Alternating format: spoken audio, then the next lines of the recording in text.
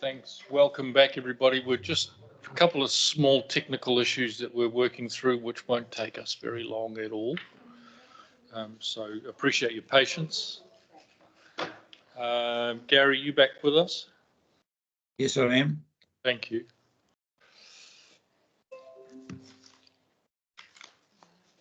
I'll just give the team a couple of minutes just to sort out these technical things.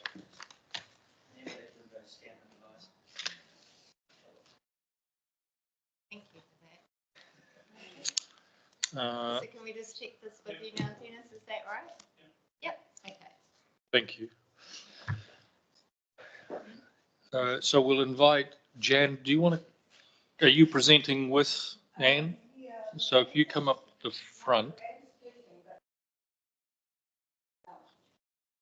Yeah, I think our team's trying to help you with that.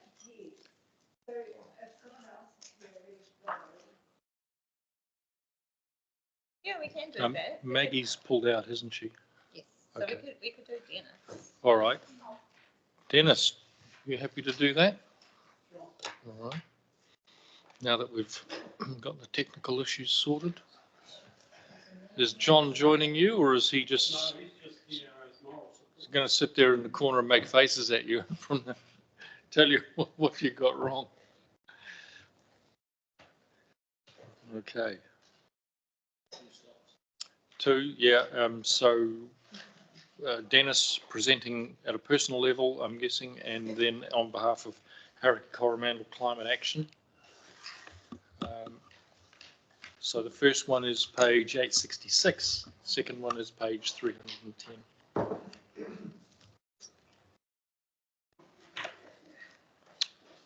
Which one are you presenting first, Dennis? Well, I'm actually going to combine them into one, if that's okay. I won't take my full 10 minutes for sure, so I'll leave some time at the end for questions. Right. Okay, over to you. Thanks. Well, just thanks for the opportunity. And just before the clock starts, could I just say how thrilled I was with the council's submission on the fast track approvals bill? I think it was a really solid piece of work, and it was really, really pleasing to see that the council had gone to that effort. Thank you. We'll pass that feedback on to the team. Much appreciated. So this is a joint submission of the Climate Action Group and myself. As I said, I won't be taking the full 10 minutes, and I'll leave some time for questions. So on the screen is a quick recap of the Climate Action submission on emission reductions. So in a nutshell, there's been minimal progress in the last 3 years, and the group is essentially resubmitting its 2021 submission.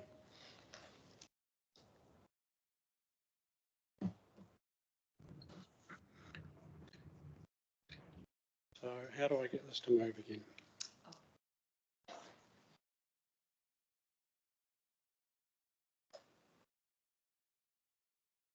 There we go. Okay, so the main point of the group submission is there's a mismatch between these two elements of climate action, mitigation and adaptation. So whilst there's no major mitigation projects in the LTP itself, in terms of adaptation, there are literally hundreds of millions of dollars of expenses that are being lined up in the next 20 or 30 years. So the main point we're making here is that we're just not joining the dots between those two elements of climate action. The main thrust of this submission, joint submission, is this issue here, which is the rising costs of seawalls and so on. And basically a quick recap of the submission, which I gather, I think the dog ate it yesterday or something, but now you've got it. There are some pretty dubious assumptions in the LTP, and the costings I think have been downplayed, and therefore in my submission the realities of seawalls have left ratepayers misinformed. And just to run quickly through those, so we've got a heroic assumption of a 60% funding. The wall, I believe, will need to be faster, sooner, wider, stronger because of subsidence and other issues. We've got earthquake and liquefaction costs, which it's hard to tell whether they've been taken account of or not. Sheet piling has only been provided for 20% of the length when it's the same geology along the whole foreshore. So that's a bit dubious. There's a whole bunch of other elements that have been left out of these costings. And so if you take yourself back to your February meeting, you were told at that meeting that the $93 million loan option would essentially cost $255 for every district ratepayer. That was in that report you received. And you also considered 5 funding options, some cost splitting between ratepayers, and that you would max out your debt limit with that loan. Fortunately, none of this is disclosed in the LTP. And so what are the consequences of that sort of non-disclosure? First of all, I think there are some audit and legal issues, and here's the quote section from the Local Government Act, or one of them. There are several. So there are audit and legal issues. But then the main thing, I think, and this is where I come from, is that ratepayers, if they're misinformed, are then unable to make the sort of lifestyle and financial choices that they should be able to make. And so if you said to someone in Te Puru, well, yeah, build a seawall, I'll buy there for sure. But then when they know the cost of a seawall, their attitudes change. So, and I'm going to go into these costs in a minute, but if it's $6,000 a year on your rates, you might have a different view of whether you want a seawall or not. And it also hides the viability of other options. And for example, when the shoreline management panel decided on the preferred options, it didn't have any financial information. It didn't have a clue what the cost would be. So what I'm proposing here is that actually we do need a revised LTP. We need to go back out to the public with some genuine scenarios so they can give genuine feedback. Well, these are the sort of things. How should the costs be split? What if the works are required to a higher standard? What if the government funds less? What if the works are staged earlier, and so on? What's the impact on debt? And so I'm going to provide you now with 4 scenarios. And these are the assumptions that I've made. If we take the $93 million loan being 255, these are the number of rating units district-wide in the Thames ward. And then I've assumed that, and this is the plan here, that the properties within the Thames ward are about 1,400. It's a bit of a rough estimate, but it's basically taking it from those flood maps and saying, well, these are the areas that have direct benefit. So using those assumptions, looking at your first scenario, this is with 60% government co-funding. If you say, well, every district we've talked about, if it's every Thames rating ward pays the 100%, you've got a figure there. The third option is if you split it 75% between those who benefit, and the remainder of the Thames ward in the district, you've got the figures, and it's already up to nearly $4,000 for those who directly benefit. Assume and it's cut off at the top, but a 50% government contribution, and the costs start to rise slightly, 5% for most of these things. The sheet piling is required for the whole length of the wall rather than just 20%. Then you're blowing out the cost to 150, and the costs are starting to escalate up to $400 for the district, $6,000 for the Thames benefit area, and so on. If you go slightly higher, and that's a 40% contribution, and the cost sheet piling to 24 metres, 10% added on for these elements, you're up to $260 million. And things are starting to get really serious here in terms of rating impact. So I'll just let you digest those.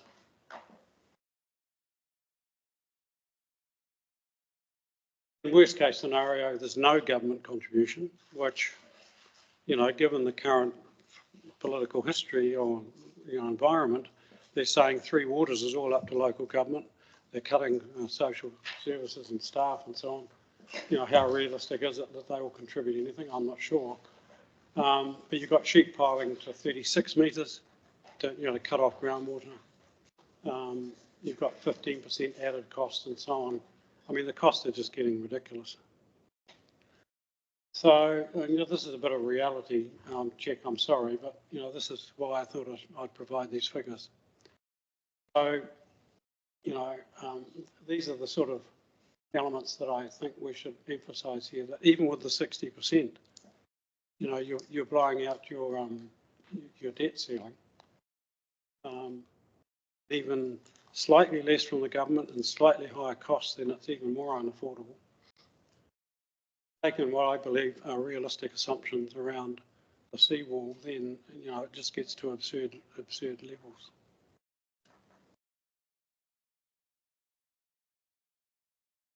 So my proposals are that the council present a revised LTP with realistic assumptions, costings, and the debt impact. That you seek further public, you get genuine feedback. You can't get feedback at the moment because you don't know what it's going to cost you. And that it's not related to the LTP as such, but you actually have to review the whole SMP project and just look at whether objectively a seawall is the best option or whether other things, because the higher these costs get, the more affordable potentially other options become. So I'll leave it there. I'm happy to answer any questions. Thanks, Dennis. Martin, please. Yeah, thanks, Dennis. I noticed that the sheet piling things seem to go from 12 metres to 24 to 36 on those three different scenarios. But wasn't there a point of those slides showing a level of government funding? So I'm not sure why the sheet piling costs went up. Well, it's just a scenario. I mean, Right. They're not related. So, okay. Yep. So the government contribution isn't related to those other costs. It's just saying, well, you know, what about if this happened? Yeah. And you know, the research I've done suggests that, for example, in Rotterdam and other places like that, they've actually had to go down to 100 metres to cut off the sea coming in and you know, affecting groundwater and so on. So the point I'm making there is that you could have a really robust wall that stops the storm surge coming over the top, but it's no use to you if the seawater is coming in underneath. Yeah. And that's why we need really good hydrological studies, you know, to determine whether, in fact, you know, how bad an issue that is in Thames. Thank you. Any other questions? So, Dennis, if I may ask a question and tie that in with a summary of a comparison.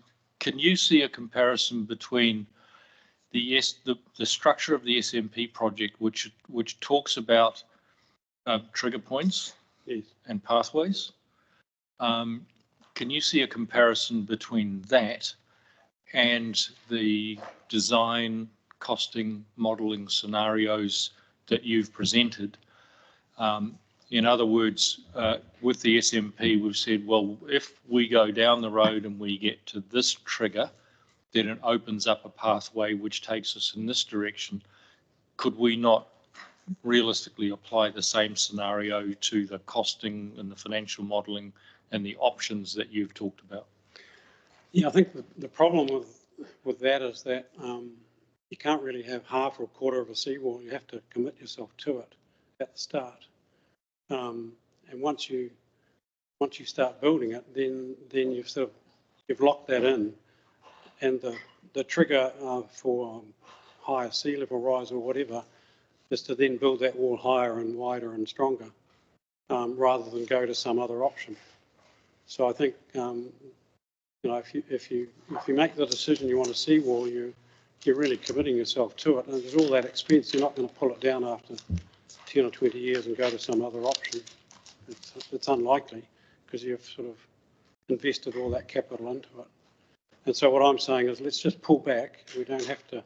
I know there is urgency. I know that, and that's the tension in this. But pull back and just say, okay, given that even the panel didn't have financial information and then chose this hard infrastructure, do we just need to just pull back and re-examine everything we've decided and decide whether, in fact, given the costs, and you're already breaching the debt limit, do we need to look at other options? Because things like, I hate to say it, but managed retreat may be just as economically viable as a seawall, and you're getting a long-term solution. So, these are the sort of issues that I'm suggesting a rethink.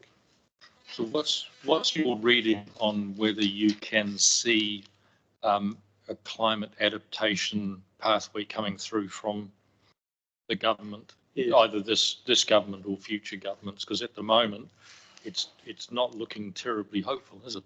Well, the encouraging thing is that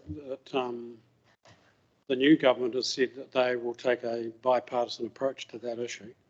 And the select committee, which was starting to inquire into this before the election, has still got that mandate to continue with that. So, we still have to hold out some hope that in spite of the extreme statements from one or two members, that, and not in the National Party, in the coalition parties, that that's still, an option. And there's been a huge amount of work gone into that whole issue already. So in the background, there's been expert working groups and so on. EDS and others have produced reports looking at the sort of funding option that would be available, or should be available for retreat. So in a way, it may well be that funding for managed retreat may be a higher priority for a government than paying for seawalls that cost ratepayers these exorbitant figures. I mean, I'm being optimistic here. Yeah, of course. Yeah. Thanks, Dennis. Robin, and then Peter, please. Yeah, thank you, Dennis. I feel like this is a very important conversation to continue having. And, we've spoken before, and I know you've spoken to some of the other councillors as well. I'm just thinking in terms of the long-term plan and the decisions that we need to make in this forum, while acknowledging and hearing you, is it prudent, because we're not spending any money, I think, on those defences in the first 3 years, is it prudent to keep those as a placeholder in further years and then, evolve this conversation so that the next LTP we have more information and, we're closer to those timeframes where we actually have to spend the money? Yeah, I think the problem with that is that people now are making lifestyle and financial decisions. So if you're someone, thinking about, whether you buy in Thames or buy somewhere else, or, you're wanting to sell, you think you might, want to sell now rather than later, then people are making all those sort of decisions. So I always come at it from my legal training, where you've got to, do your due diligence. And if you aren't given all the information relating to the risks, then you can't make an informed choice. And so the sooner we go out to the public with putting it all on the table, and I know politically that's very hard, then the sooner then people have the information they can make to make their own assessment of the risk. So delaying it, I think, doesn't help that. Peter? Yeah, thanks. Thanks, Dennis. Your presentations are getting better and better, I reckon. Right at the outset, you highlighted the imbalance between adaptation investment and mitigation investment. In your view, where is the biggest bang for a buck in a potential mitigation investment? Well, I did watch you, I think it was the resilience meeting the other day, where you were talking about the amount of power you use in diesel for your wastewater plants and so on. So, and I think the regional council has the same issue with their pumping infrastructure. So if you're able to decarbonise that, you make a huge gain. So I think that's the majority of your budget, if I understand it correctly. But there are other things like, the use of solar power on your buildings, and rapidly transmitting or transferring your fleet to fully electric. And don't go down the hybrid line. There's just reports from Europe saying that's a rort. They've done real testing of those vehicles, and they don't actually reduce emissions much at all. So go directly to electric wherever you can. Thank you, Dennis. Thanks. Any further questions? All right. appreciate that sobering stuff. No, you don't. So I cut myself shaving this morning. I was aiming for the throat, but I missed. I should have worn the good glasses. So maybe I'll have another go when I get home. Thanks, Dennis.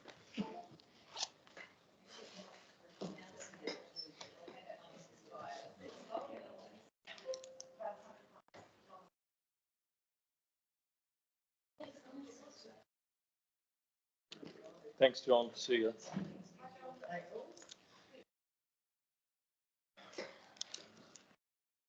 Hello, Anne. Kia ora. Can I try and share my screen? And so I've got a presentation as well. I'll just see if this works. Here we go. I'll ask Jan to push her button, please, and make sure that she's got her mic on. That one? Yes, That's we're the in one. business. Thank you. Okay, can you see my screen? Yeah. Kia ora. Ngā mihi ki a koutou. Tēnā koutou katoa, tuia ki runga, tuia ki raro, tuia ki waho, tuia ki roto, tuia te heringa tangata, tihei Māori ora, ngā mihi ki a koutou. My name's Anne Robertson and I'm the interim chair for Te Whare Pātaka, the Treasury, and Jan is in the room as well to support me because she has more answers than I do. So first of all, we'd like to acknowledge what has already been allocated by TCDC and that it's really generous given the financial and political environment and demands on the council. Our archive at Te Whare Pātaka, the Treasury, holds a collection of documentary heritage unique to Thames Coromandel and Hauraki, and our vision is that these records are accessible and available to the public. But we're currently facing a financial crisis, the likes of which no other board has had to deal with before. And our board's focus at the moment is trying to keep that collection safe and in Thames. The alternative is closing down and losing the collection from the area, which would be tragic. The outcome of TCDC's decision will directly impact the future of the collection, and we ask you to carefully consider the options outlined to you already in our business case, which has been shared with you earlier. So we'd like to expand on a few points in support of our submission today. So it is expensive. It is really expensive to run the archive. $56,000 per year just to keep it operating and keeping the taonga within it safe. And it's much more to reopen the doors. This means our board of 6 volunteer trustees can no longer raise the funds for operational costs each year without the guaranteed help of stakeholders like yourselves. The vision of the founders of Te Whare Pātaka, the Coromandel Heritage Trust, was for it to be a place where the community can come to access records for research, where people could entrust their taonga into our care for safekeeping, and so that they are available for everyone and for their tamariki and mokopuna into the future. With our doors closed, this vision is not possible. As a result of the mahi done by previous and current board members, volunteers and paid staff who were funded through successful applications through LEH, just under half of the archive is now catalogued to professional standards.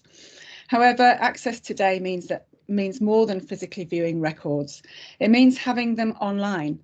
And we've made a really good start at that too, digitising all the records over the last couple of years, again, due to successful funding applications, and we've got an expert doing that for us. But much more needs to be done, and it does need to have an expert to carry out that mahi. Having our records available to international databases is also a powerful way of making them more easily searchable for the Thames Hauraki community who live in the Rohe, across the Motu, and indeed across the world. Education. Education is one of our po, and it's central to sharing the stories of our rohe. Schools are really keen to have local knowledge and history. And we've already supported many schools in the area to explore their histories, but we know that kaiako just don't have time to do their own research. And so that's where we come in. We can provide educational resources to support the local curriculum if we have the staff and the funding to be able to do that. Integral to our vision for the future of Te Whare Pātaka, our future vision, so future going into the 2030, 2040, 2050 in the future, is developing partnerships. Our business plan speaks to developing a partnership with TCDC, so I'm not going to go into that. But there is potential for our board to work with heritage organisations such as the Thames School of Mines, Thames Business Association, Heritage Network, and other community organisations to develop first heritage tourism in and around Thames and wider across the district. We have already started exploring those relationships. Partnership with iwi has been in the trust deed from the start, and the founding board had a representative from Ngāti Maru, but that relationship wasn't really sustained. So recently we've been working on re-establishing that and are exploring ways to partnership with Hauraki and Ngāti Maru. In addition to partnerships within Thames, we've also been attending the Waikato Regional Heritage Forum for the last 12 months and are planning a meeting with Hamilton Libraries, Waikato Museum and the Waikato District Council Heritage Advisor to discuss a regional strategy and a development of connection across the Waikato. So finally, in order to realise our vision, to keep the stories of Arohe alive for future generations and to maintain the visibility of our shared and varied history within our community and further afield, we absolutely need the support of our local government. Otherwise, these taonga that belong to the people of this place will be lost to Arohe forever. Ngā mihi kia koutou. Kia ora, thank you, Anne. I'll open it up for questions from councillors. Delly, please. I've just had a little sneaky look on your website and the amazing work there. Is there any contribution, I'm sorry if it was said before, from Hauraki District Council to help you? I think there is. Jan, can you speak to that? Just confirm. 10,000 a year. It was 20,000 a year until 2021, but unfortunately the archive was not serving that district well enough in their eyes, so it was halved to 10,000. At the moment, as we understand it, there is nothing in their long-term plan for the Treasury. So we will be attending a hearing. Thank you, Jan. Peter. Thanks. Thanks for that. In the submission, you mention we are exploring some exciting opportunities to help offset, etc. When you mentioned exciting opportunities, are these game-changing opportunities, or are they opportunities that will kind of keep the boat afloat? And there's a supplementary question to that, is if these are such exciting opportunities, have you had opportunity to explore with council how it may be able to help negotiate or help make those real? Does that make sense? Yes. So, I mean, there are opportunities, as I alluded to in the presentation, they're looking at building relationships with other community organisations. There are some that we can, other things as well in terms of digitisation. But at the moment, I think one of the things sorry, I'm blustering here, when we put together that business plan, things are in the pipeline, they're still in the pipeline, but a lot of those we can't really pursue too much without some actual money to go forwards with. So they sort of depend on support from the council and support from other funding that we can get to be able to really explore those things. We're looking also at that bigger picture, so looking into what we put forward was a bit of an emergency plan, and what we're looking forward to now is further into the future. Jan, I don't know if you can speak to anything specific that I think some of those things are just ongoing, and so they're maybe not things we can talk about openly. So just because of sensitivity around the conversations that are happening there. So, but Jan, you might be able to support. I appreciate that. I guess I'm just trying to quantify or qualify what exciting means. Some of them are things that, they're definitely things that would push us, really build on the vision, on the original vision of the trust, and to actually take us into the 21st century and looking at more modern ways of sharing what we've got there as well. And I think the education one is the key one for us. We really want to push that education, working with the schools and the young people in the area, and they're all here to keep those stories alive. And in your presentation, your speed presentation, I don't think you mentioned Ancestry, did you? Ancestry.com?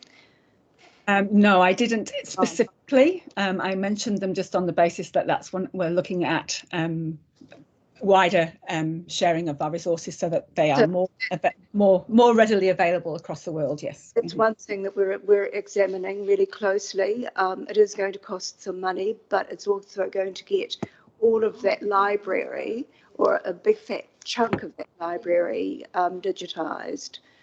And the other thing is that we're working really closely with Thames School of Mines, as Anne indicated. They're a facility owned by Heritage New Zealand. Things are moving quietly. Our objective is to have something to be able to share with the council within a few months or less. And I also know that the business case which the Treasury has put forward to the council will be discussed outside of the long-term plan. Thank you. Councillor Gottlieb, you have a question? Yes, a question. Just clarifying my mind. The council is your landlord, correct? Yes. So there's two buildings. There's the Carnegie Library, which is owned by the council, and we lease that. And then there's the archive itself, which we own, but which sits on council land.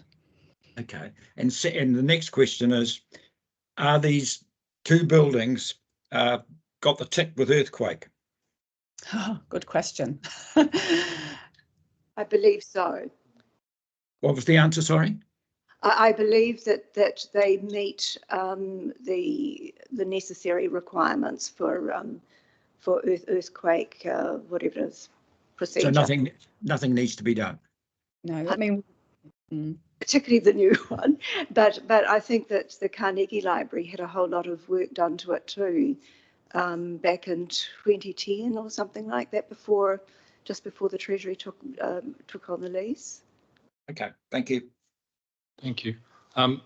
Jan, remember we talked about, and I made the offer of setting up a presentation to the Waikato Mayoral Forum. Yes. The timing on that I know wasn't right, and so that was parked for the moment. But in the meantime, the Waikato Mayoral Forum has itself started to head down the road of region-wide acknowledgement of heritage values. Good. So I wonder whether it's worth revisiting that and taking another look at whether it's worth a presentation to the Mayoral Forum and opening the door, having at least a discussion.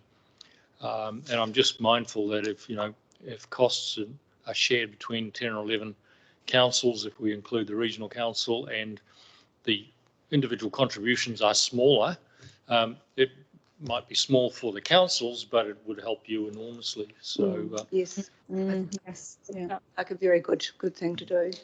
I'm happy to set that up if that's helpful. Yeah, that'd be great. Something I'd just like to add that Anne has not actually, I think she might have referred to slightly here. A couple of months ago, we applied to Lottery Community it was 40,000 we applied for, to investigate and to actually fund the investigation of what to do. And how can we think more broadly? Peter, you were asking about heritage yesterday. How can we think more broadly about heritage tourism? What do we need? What infrastructure do we need in place in order to develop that sort of massive opportunity for tourism that exists in Thames initially, but right across the whole district and the sub-region? So we do have a little pot of money to actually put into helping, getting someone in to work alongside the councils to develop strategies together. you know, to do some real exploration, informed exploration. Was that application successful? Yes, it was. Well, it was done. half successful. Well done. We got 20,000. So it's and obviously it's not enough to pay staff for business as usual, but it's going to fund us to springboard into the next phase. Thank you. Delhi, did you have a question? Yeah, I did. I know it's chicken and egg, and it's so hard when you're operating on a volunteer basis. And I'm saddened to hear Hauraki's position and their perception that they're not getting value. Have you, as an organisation, have you got the time or the energy, or have you thought of putting together topic packages that are specific and promoting those with the schools in Hauraki, or promoting those schools in Eastern Seaboard or whatever, and saying this is what we can offer you? This is Anne's field. Yes. So we do some of the LEH project fund that we had before was actually specifically around creating some of those education packages, and some of the work that we've done with the school. So I was working with the Kahui Akor for the last 2 years, was supporting them to and creating packages for them. What we can't do is do that ourselves as volunteers. We haven't got the time, like you say, time or energy to actually be able to do that without having the funding, some project funding to be able to do it. Just simply because it takes so long to do those things. But we do have there are a couple of things, I think, Jan, out there that are already there that were created for the last project that we did. I know Matatoki School were part of a Creators in Schools project, and Kath did a lot of work with them, and they came into the Treasury, and they looked in the archives and found out the history. The same with Parawai School has been coming in regularly, or was coming in regularly when the doors were open, and bringing their children in. And so, yeah, that educational resource is a really key thing, but it is, like you say, chicken and egg. We need the funding for somebody to be able to have the time to be able to create those resources. I'm in full-time work, so I don't have time to come, and I did some of it as part of my work with the schools, but otherwise, if I'm not working with those schools, I can't do that. So yeah, it is a chicken and egg, but it is a really powerful thing. I'd just like to say as well, though, some of the things that have been produced. So next week we are taking we're receiving a collection from Dawn Danby that our digitator has been working with her for. That's a beautiful collection and beautiful storytelling of a whole area that's going to be coming into into the Treasury next week, and then there's other things as well. So I think some of the little videos are going to go out onto our social media to showcase a little bit of of the stories that we've got, and that have already been created as part of the past projects. Yeah. Thank you, and thank you so much, Jan, and thank you to councillors for some really good, insightful questions. Appreciate it very much. Thank you. Thanks for this opportunity, guys. Kia ora, ngā mihi kia koutou. We got any further submissions? Who have we got? Okay, James. 2007, the seismic work was done in the Carnegie building.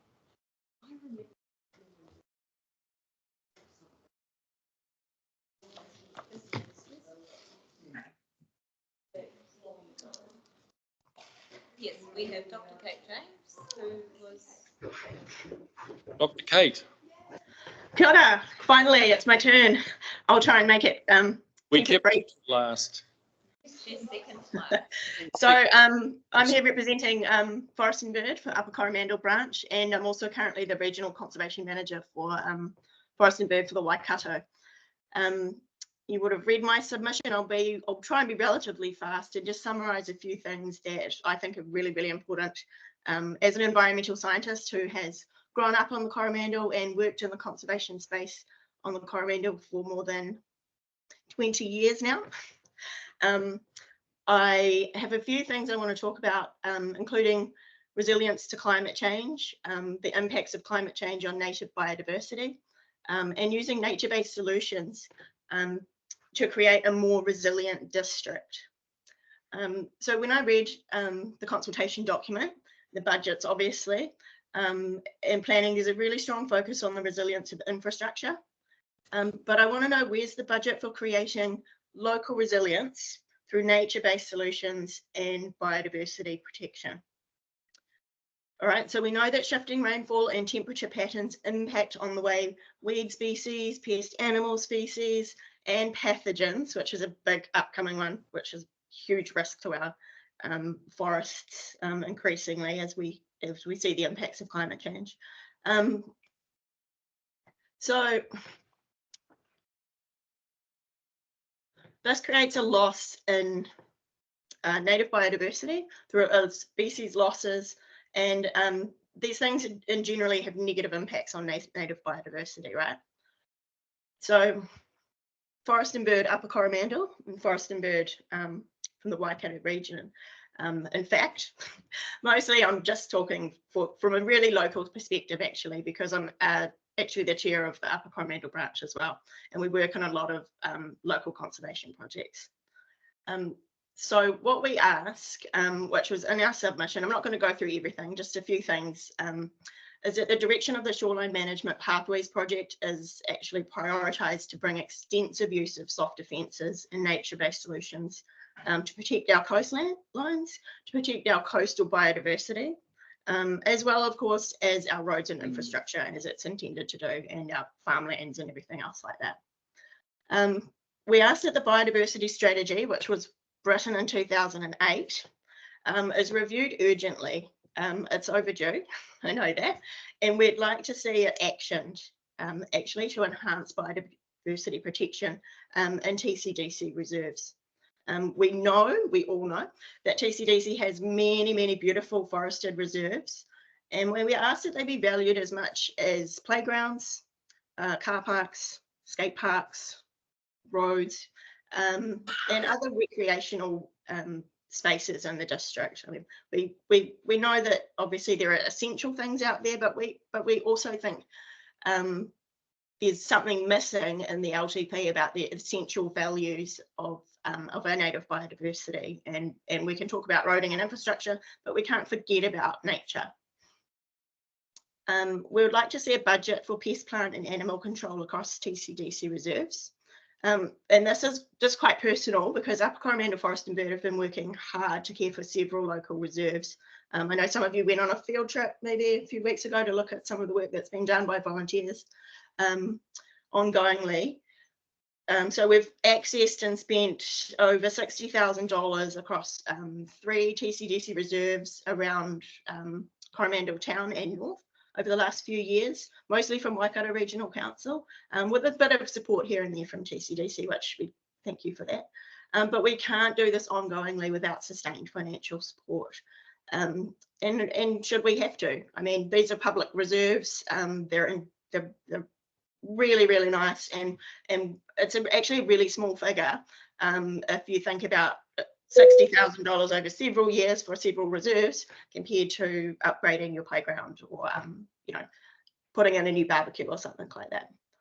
And we've seen really, really brilliant results, and we've had great feedback from local residents and tourists as well, because one of our reserves is the Long Bay Kauri Reserve near Coromandel Town, which is super popular with tourists from around the country and internationally as well, and just the impact we've had to increase the bird life in there and reduce the possum numbers and really reinvigorate that coastal bush where there was intensive damage to the trees and things like that. It's been really, really good. So what we ask is that current budgets for these ecologically valuable spaces are actually reported and evaluated to fully represent the services they provide, not only to our environment, but for climate resilience, for carbon storage, protection of steep land and coastal land, and for the wellbeing and recreational values to our communities, and for the economic value as tourist attractions, like I just mentioned, for some of the more popular reserves with walkways through them. Kate, that's time up. I know it goes quickly. Yeah, but I'm done. Thank you. I will open it for questions. Delly, please.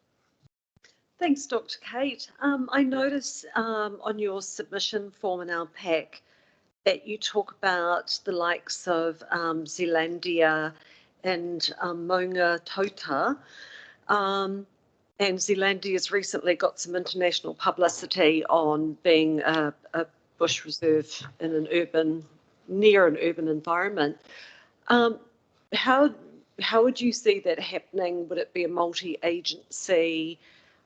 You know, is there, do you have connections into Waikato Regional Council that could help an aspirational project like that be realised? Really Potentially. I think the current economic climate is not suitable to enter into a project like that right now. It's a dream. It's a dream, that one. So if anyone wants to help.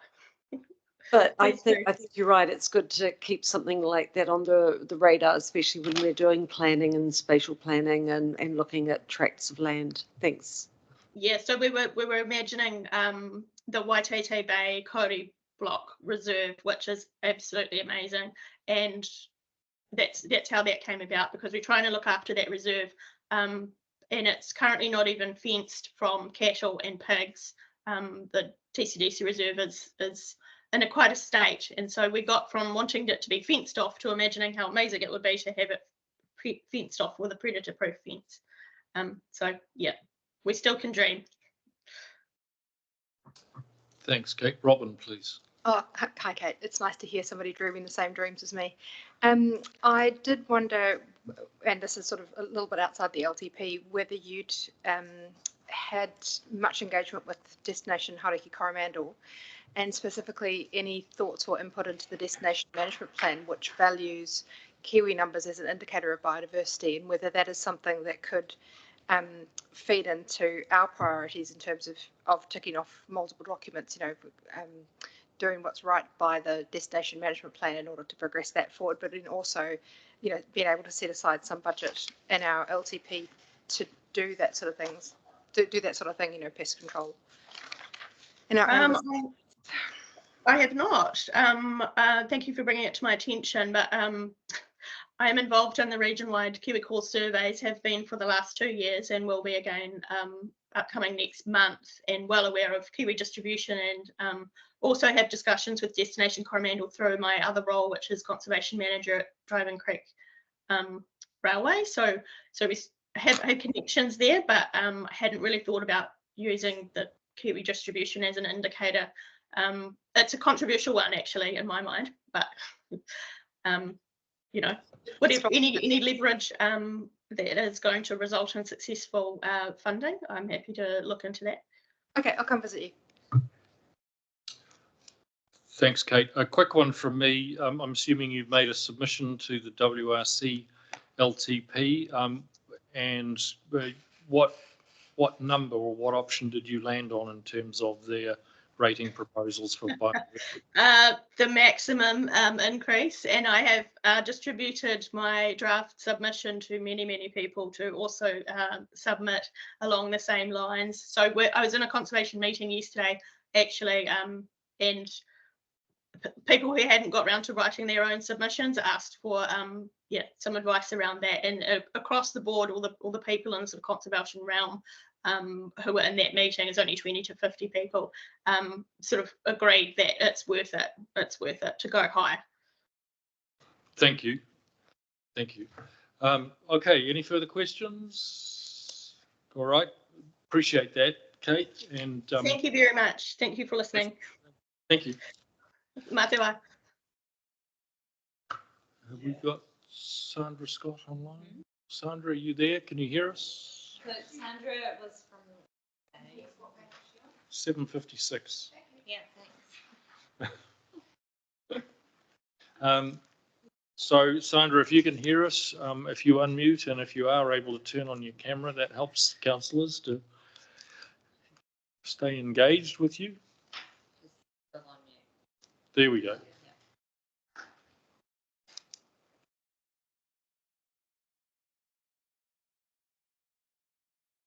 There she is. All right. We're seeing you, we're not hearing you.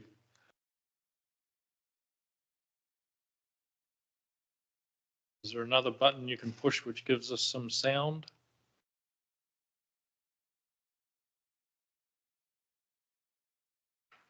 Joys of modern technology.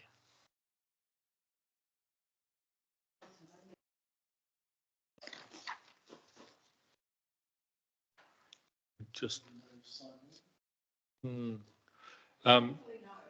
Sandra, if you can hear us, put your thumb up, please. Okay, so you can hear us, we can't hear you. I'm not sure that we've got any further sage technical advice.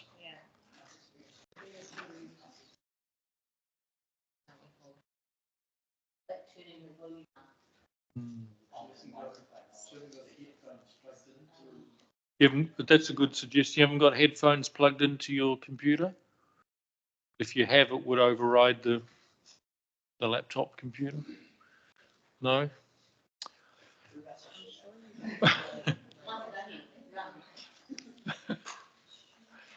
So we've got all sorts of clever suggestions going around the table. I'm not sure that any of them are solving the problem.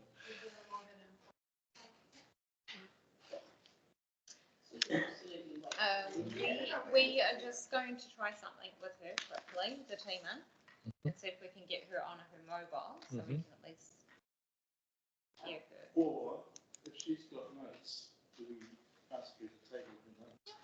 There's notes. Have you read the? There's notes in page 757. Quite extensive notes, which I think probably cover all that.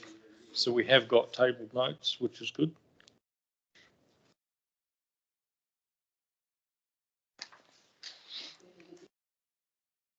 So bear with us, Sandra. We're just trying to come up with a solution now.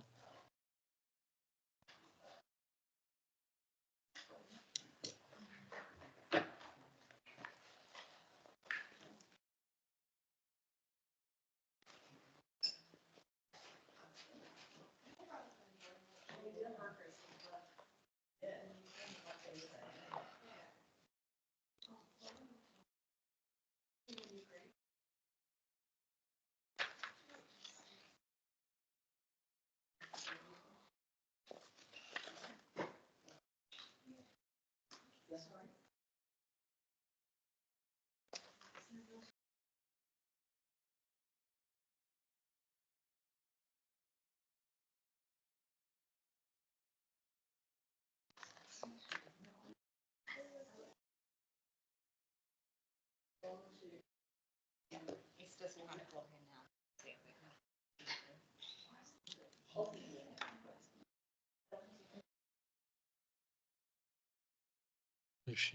If she's on her phone, can we get that in our speakers? Yeah, she just had her phone in, so she's obviously trying to get on. We are calling her.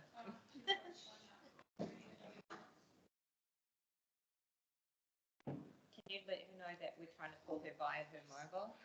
Sandra, we're calling you on your mobile.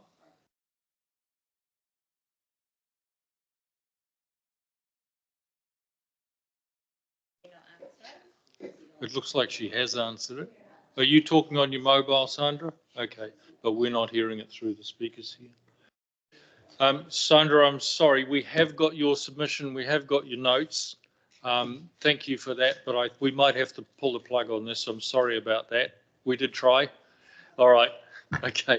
Enjoy the rest of your day. Thank you so much. If she would like to give us any supplementary information, we have to take it. Have you got any supplementary information that you would like to present? You can email that through and we'd be happy to receive it. Okay. Thank you.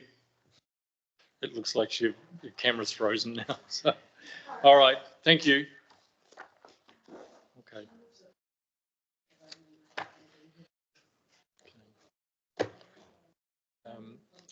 Is that everything?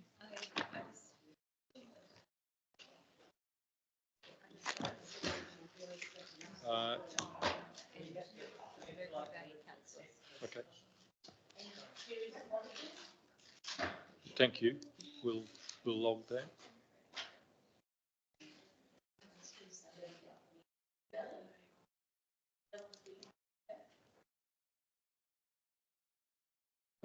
Before you,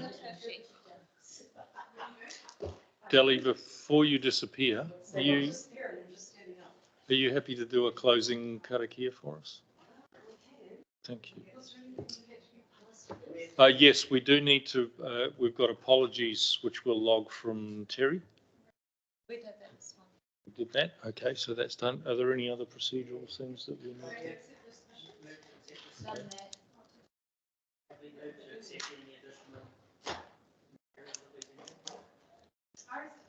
If you would like to move something on Councillor Rodley, when we can move that, we accept. No, it's fine. Barry, are you still with us? Yes. Okay. Information from verbal submitters. Okay, so we're going to put a motion to accept tabled information from verbal submitters. Can I get a mover and a seconder, please? Martin and Rekha, all those in favour? Okay. All right.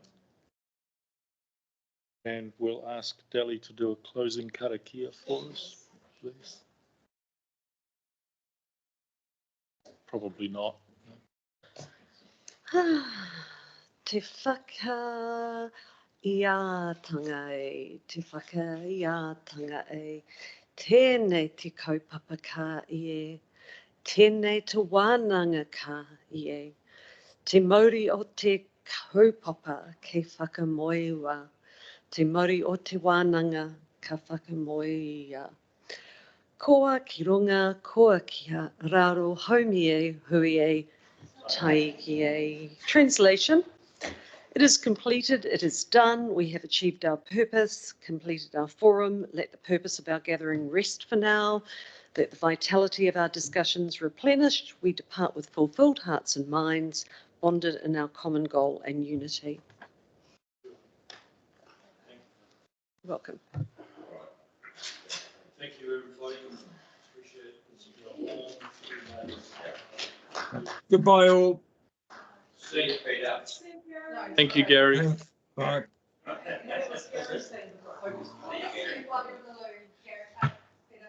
Sorry?